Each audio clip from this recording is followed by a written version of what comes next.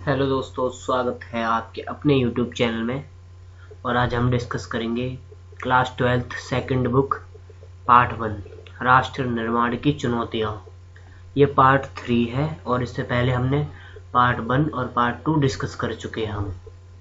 अगर आपने वो पार्ट नहीं देखे हैं, कृपया करके आप पहले उन पार्ट्स को देख लें, जिससे आपको थर्ड पार्ट है जो ये करंट चल रहा है ये अच्छे से समझ आएगा। अगर आप दोनों पार्ट देख लोगे ना, उसके बाद इसमें जितने भी टॉपिक है आप अच्छे से समझ पाओगे, क्लियरली समझ आ जाएंगे। तो हम स्टार्ट करते हैं, देखते हैं पहला टॉपिक क्या है। भारत विभाजन के कारण, क्या कारण थे? अंग्रेजों की फूट डालो और राज करो की नीति। इसमें क्या था, अंग्रेजों ने भारत के मुख्य दो समुदायों हिंदू और मुसलमानों में हमेशा फूट डाली ताकि दोनों समुदाय एक होकर उनका विरोध ना कर सकें। इससे दोनों समुदाय एक दूसरे के घोर विरोधी हो गए। इसमें यह बताया गया कि अंग्रेजों ने ना एक अलग तरह की नीति अपनाई जिसका नाम था फूट डालो और राज करो की नीति। इसमें यह बताया गया कि अंग्रेजों ने हिंदू और मुसलमान दोनों को आपस में भड़काया जिससे ये एक ना हो सके और अंग्रेजों का विरोध ना कर सके। समझ आएगा। आप देखते दूसरा कारण क्या था भारत विभाजन का। मुस्लिम लीग व जिन्ना की हठधर्मिता, जिन्ना की जिद। भारत विभाजन का एक प्रमुख कारण मुस्लिम लीग के नेता जिन्ना ने पाकिस्तान बनवाने की जिद पकड़ ली। क्या करा, जिद पकड़ ली, और उन्हें पाकिस्तान से कम कुछ नहीं चाहिए था। इसमें बताया मुस्लिम लीग के जो नेता थे मोहम्मद अली जिन्ना, उन्होंने जिद पकड़ ली कि हमें पाकिस्तान चाहिए मुस्लिमों के लिए, एक अलग राष्ट्र। अब चलते आगे। तीसरा पॉइंट, तीसरा कारण क्या था, कांग्रेस की तुष्टीकरण की नीति। भारत विभाजन का अन्य महत्वपूर्ण कारण, यहाँ पे कारण लिख लेना, कारण यह था कि एक समय पर कांग्रेस ने भी मान लिया था कि भारत को आज़ादी प्राप्त होने के बाद जिन्ना की मांग को स्वीकार कर लिया जाएगा। मतलब कांग्रेस की तुष्टीकरण की नीति ये थी कि भारत जब आज़ाद हो जाएगा तब जिन्ना की जो मांग है अलग राष्ट्र की, उसको कांग्रेस मान लेगी और विभाजन भारत का करेगी। आगे चलते हैं। विभाजन किस प्रकार हुआ? फैसला यह हुआ कि देश को दो भागों में बांटा जाएगा, भारत पहला, दूसरा पाकिस्तान। बंटवारा धार्मिक बहुसंख्यक के आधार पर हुआ। जहाँ हिंदू ज़्यादा थे उसे हिंदुस्तान माना गया, और जहाँ मुस्लिम अधिक थे उस क्षेत्र को पाकिस्तान के नाम से जाना गया। ऐसी दो जगह थी। कितनी जगह? दो जगह थी जहाँ मुसलमान ज़्यादा थे, और एक पूर्व में, कहाँ पे थी? पहली पूर्व में, और एक पश्चिम में दिशा में। मतलब यह समस्या थी कि इन्हें छोड़ा कैसे जाए, एक पूर्व दिशा में एक पश्चिम दिशा में जो ये क्षेत्र थे यहाँ पे मुसलमान ज़्यादा थे, तो प्रॉब्लम ये आई कि इनको जोड़ा कैसे जाए। देखते। फैसला ये हुआ कि दो पाकिस्तान बनाए जाएंगे, पहला पूर्वी पाकिस्तान, दूसरा पश्चिमी पाकिस्तान। भारत सरकार द्वारा विभाजन के समय पाकिस्तान को धन दिया गया। मतलब विभाजन तो हुआ, एक अलग राष्ट्र बनाया, उसके बाद भारत सरकार ने पाकिस्तान को कुछ धन दिया जिससे वो देश का सुचारू रूप से संचालन कर सके। परिणाम, सीमा के एक तरफ लाखों मुस्लिम और दूसरी तरफ लाखों हिंदू और सिख अपनी ही जमीन पर पराये हो गए। परिणाम क्या हुआ? पहला कि जो कल तक एक साथ रहते थे, एक देश था, आज बंटवारे के बाद अचानक ही वो अपनी ही जमीन पर पराये हो गए। पराये कैसे हो गए? मान लो पाकिस्तान में जरूरी तो नहीं है कि सारे मुसलमान ही रहते थे, कुछ हिंदू रहते थे वहाँ पे, और हिंदुस्तान में जरूरी तो नहीं था कि सारे हिंदू ही रहते थे, वहाँ पे भी मुसलमान रहते थे। अब बंटवारा में ये बात स्पष्ट हो गई कि मुसलमान पाकिस्तान चले जाएंगे और हिंदू हिंदुस्तान में रहेंगे। अब वहाँ के मुसलमान अपनी ही जमीन पराये हो गए, पाकिस्तान में हिंदू पराये हो गए और हिंदुस्तान में मुसलमान पराये हो गए अपनी ही जमीन पर। यही समझाने की कोशिश करिए पहले पॉइंट में। दूसरा देखते हैं। दोनों देशों की सरकारें घबराहट और खूनी संघर्ष से सने इस विशाल पलायन को संभालने में नाकामयाब हो गई, स्थिति में नहीं थी। इसमें बताया जब ये इतनी बड़ी मात्रा में बड़े स्तर पे हो रहा था, ये घबराहट तो होएगी सरकार होगी, खूनी संघर्ष चल रहा था, वो बड़े स्तर पर विशाल पलायन हो रहा था, बहुत बड़े स्तर पर पलायन हो रहा था, तो सरकार उस स्थिति में नहीं थी कि इस पलायन को संभाल सके और खूनी संघर्ष को रोक सके। तीसरा कारण, भारत विभाजन का परिणाम यह हुआ कि लाखों लोगों के घर उजड़ गए और लाखों लोग मारे गए, घर उनके उजड़ गए और लाखों लोग मारे गए। इतिहासकार क्या मानते हैं? इतिहासकार मानते हैं कि 5 लाख से ज्यादा लोग मौत के घाट उतार दिए गए और कई हजार महिलाओं के साथ बलात्कार हुआ। चौथा पॉइंट हो गया क्लियर। इसमें बताया गया कि 5 लाख से ज्यादा लोगों को मार दिया गया, इतिहासकार मानते, और महिलाओं को अगवा कर लिया गया। 1 करोड़ लोग इस विभाजन की वजह से शरणार्थी हो गए, मतलब और विभाजन के समय कई हजार लोग शरणार्थी हो गए, घरवार उनके पता ही नहीं चला, घरवार का शरणार्थी हो गए। विभाजन से पहले ही हिंदू मुस्लिम दंगे शुरू हो गए, विभाजन से पहले ही दंगे शुरू हो गए हिंदू मुस्लिम, और जो विभाजन के समय तेजी से बढ़ के, मतलब विभाजन से पहले थोड़े धीमे थे, मतलब उतना नहीं हो रहा था, और विभाजन के टाइम पे उन्होंने तूल पकड़ लिया, वो बड़े स्तर पे दंगे होने लग गए। अमृतसर और कलकत्ता में, 7वां पॉइंट है, अमृतसर और कलकत्ता में सांप्रदायिक दंगे शुरू हो गए। विभाजन के बाद तेजी से बढ़ के ये दंगे, और दंगों में लाखों लोग मारे गए। हिंदू और मुसलमानों के बीच खराब माहौल पैदा हो गया। दंगे होंगे, किसके बीच हो रहे थे? हिंदू और मुसलमानों के बीच। ऑब्वियसली जब दंगे होंगे तो माहौल तो खराब होगा दोनों ही समुदायों के बीच में। हैदराबाद का भारत में विलय, हैदराबाद का विलय होगा भारत में। हैदराबाद के शासक को निजाम कहा जाता था। भारत सरकार के साथ नवंबर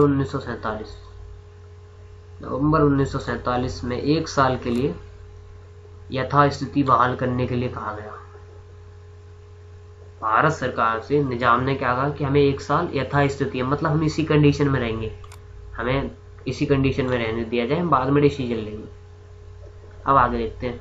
साम्यवादी पार्टी और हैदराबाद कांग्रेस के नेतृत्व में किसानों और महिलाओं ने निजाम के खिलाफ आंदोलन शुरू किया। देखो, साम्यवादी पार्टी और हैदराबाद कांग्रेस ये 2 हो गई, और इधर किसानों और महिलाओं ने निजाम के खिलाफ क्या करा? आंदोलन शुरू कर दिया। इस आंदोलन को कुचलने के लिए निजाम ने अपना अर्धसैनिक बल लगाया, और जो अर्धसैनिक बल था उसका नाम था रजाकर, उसको रजाकर के नाम से बुलाते थे। हैदराबादी जनता की मांग पर भारत सरकार ने निजाम के खिलाफ सैनिक कार्यवाही की। हैदराबाद की जनता थी, निजाम ने अत्याचार करे जनता पर, सेना से उत्पीड़न कराया, तो बदले में हैदराबाद की जनता ने भारत सरकार से मदद मांगी और सैनिक कार्यवाही भारत सरकार ने करी। सितंबर 1948 में, कब? सितंबर 1948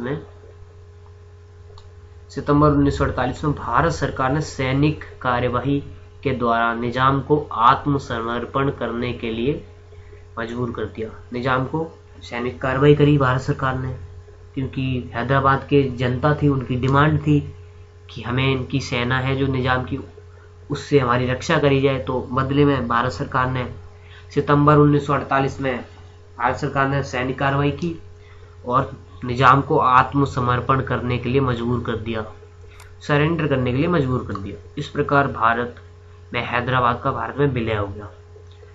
जो निजाम थे उन्होंने क्या करा? सरेंडर कर दिया और भारत का विलय हो गया, भारत में विलय हो गया हैदराबाद का। मणिपुर का भारत में विलय, मणिपुर के राजा का नाम क्या था? महाराजा बोधचंद्र नाम था। 1948 में जून के महीने में, कब? 1948 में जून के महीने में यहाँ चुनाव कराए गए। फिर से देख लेते एक बारी। मणिपुर के राजा का नाम महाराजा बोधचंद्र था। 1948 में जून के महीने में यहाँ चुनाव कराया गया और चुनाव में राजतंत्र कायम हुआ। क्या हुआ? राजतंत्र कायम हुआ। मणिपुर में पहली बार सार्वभौमिक वयस्क मताधिकारी सब। मणिपुर के राजा ने कुछ दिन पहले भारत के साथ विलय के लिए एक सहमति पत्र पर हस्ताक्षर कर दिए। मणिपुर के राजा थे, उन्होंने भारत सरकार के साथ विलय के लिए एक सहमति पत्र पर हस्ताक्षर कर दिए। मैंने पहले ही बता दिया है वो क्या था, सहमति पत्र, जिसका नाम था इंस्ट्रूमेंट ऑफ एक्सेशन। इसके बदले में उन्हें आंतरिक स्वायत्तता बरकरार करने के लिए आश्वासन दिया गया। भारत सरकार ने भी जब उन्होंने सहमति पत्र पर हस्ताक्षर कर दिए तो भारत सरकार ने भी उन्हें आंतरिक स्वायत्तता बरकरार रखने का आश्वासन दिया। अब देखते हैं तीसरी बात। मणिपुर की विधानसभा ने कहा कि बिना उन्हें बताए राजा पर दबाव बनाकर उन्हें भारत में शामिल करने के लिए मजबूर कर दिया। दबाव बनाया उन पे। जो मणिपुर की विधानसभा थी, उन्होंने कहा कि हमारे राजा हैं जो, उन पर दबाव बनाया गया है और उन्हें मजबूर कर दिया है भारत में शामिल होने के लिए। मणिपुर कांग्रेस चाहती थी कि मणिपुर का विलय भारत में हो, किंतु अन्य पार्टी ऐसा नहीं चाहती थी। जो मणिपुर कांग्रेस चाहती थी, मणिपुर कांग्रेस क्या चाहती थी कि मणिपुर का जो विलय है वो कहाँ हो, भारत में हो। जबकि मणिपुर की अन्य पार्टियां थी, वो नहीं चाहती थी कि भारत में मणिपुर का विलय हो, वो इसके पक्ष में नहीं थी अन्य पार्टियां। आखिरकार मणिपुर को अपने में शामिल करने में भारत हो गया कामयाब। भारत ने मणिपुर को भी अपने आप में शामिल कर लिया। लेकिन आज भी यहाँ की जनता इस बात पर क्रोधित और नाराज है। उनको लगता है कि भारत सरकार ने जबरदस्ती मणिपुर के राजा के ऊपर दबाव बनाकर उन्हें हस्ताक्षर करने पर मजबूर कर दिया। इसलिए आज भी मणिपुर की जो जनता है वो क्रोधित है और नाराज है। अब देखते हैं रजवाड़ों के विलय में समस्या क्या थी। आखिर क्या समस्या आ रही थी, क्या थी? आजादी से पहले अंग्रेजों ने कहा भारत ब्रिटिश प्रभुत्व से आजाद होने जा रहा है। ऐसे में रजवाड़े चाहें तो अपनी मर्जी से देश में शामिल हो जाएं, चाहे तो रजवाड़े पाकिस्तान में शामिल हो जाएं या फिर स्वतंत्र भी रह सकते हैं। पहले उन्होंने इसमें बताया, आजादी से तुरंत पहले भी आजादी मिली नहीं है। आजादी से तुरंत पहले अंग्रेजों ने कहा भारत अब ब्रिटिश प्रभुत्व से मतलब आजाद होने जा रहा है, ब्रिटिशर्स भारत पर राज नहीं करेंगे। तो उन्होंने कहा कि ऐसी स्थिति में रजवाड़े अगर चाहें तो भारत में शामिल हो सकते हैं, अगर वो चाहें तो वो स्वतंत्र भी रह सकते हैं, और अगर उनकी मर्जी है तो वो पाकिस्तान में भी मिल सकते हैं। यह फैसला राजा को करना था, जनता की इसमें कुछ नहीं चलती थी। इसमें बताया कि जो भी डिसीजन लेना था वो रजवाड़े के जो मैन हैं, जो रियासत के मैन हैं, उनको लेना है डिसीजन। जनता की इसमें कुछ नहीं चलती थी। ऐसे में देश की एकता व अखंडता पर खतरा मंडरा रहा था। यदि सभी रजवाड़े अलग होने की बात करते तो न जाने भारत के कितने टुकड़े होते। इसमें बताया गया कि जिस तरह अंग्रेजों ने आजादी तो दी हमें, आजाद तो हम हो गए, लेकिन उन्होंने जाते जाते भी एक ऐसा कार्ड खेला जिससे अगर वो सफल हो जाते उस कार्ड को खेलने में, तो भारत के पता नहीं कितने टुकड़े हो जाते, बहुत ज्यादा टुकड़े हो जाते भारत के। बट वो सफल नहीं हुए इस चीज में। कैसे नहीं हुए सफल? हमारे पटेल जी की भूमिका रही थी, वो मैंने आपको पहले बता दिया।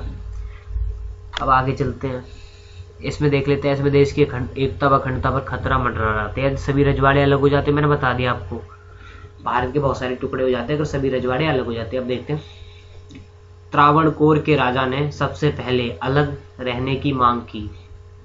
अगले ही दिन हैदराबाद के राजा निजाम ने भी ऐसा ही किया। अब जैसे अंग्रेजों ने बोला था कि अगर आप रजवाड़े चाहते हैं तो भारत में शामिल हो जाएं, नहीं चाहते तो पाकिस्तान में शामिल हो जाएं, या फिर वो स्वतंत्र भी रह सकते हैं। इसी के बाद क्या हुआ, त्रावणकोर के जो राजा थे उन्होंने सबसे पहले डिमांड रखी कि हम अलग रहेंगे, स्वतंत्र रहेंगे। अगले ही दिन हैदराबाद के निजाम ने भी कहा कि हमें भी स्वतंत्र रहना, हम विलय नहीं करेंगे। और भोपाल के नवाब संविधान सभा में शामिल ही नहीं होना चाहते थे। जो भोपाल के नवाब थे वो संविधान सभा में ही शामिल नहीं होना चाहते थे। यहाँ पे हो गया अपना चैप्टर खत्म। अगर आपको वीडियो अच्छी लगी है तो वीडियो को कर लो लाइक, चैनल सब्सक्राइब कर लो, क्योंकि अब यहाँ पे बैक टू बैक वीडियो आएंगी, लगातार वीडियो डालूंगा मैं। ठीक है, तो फिर धन्यवाद।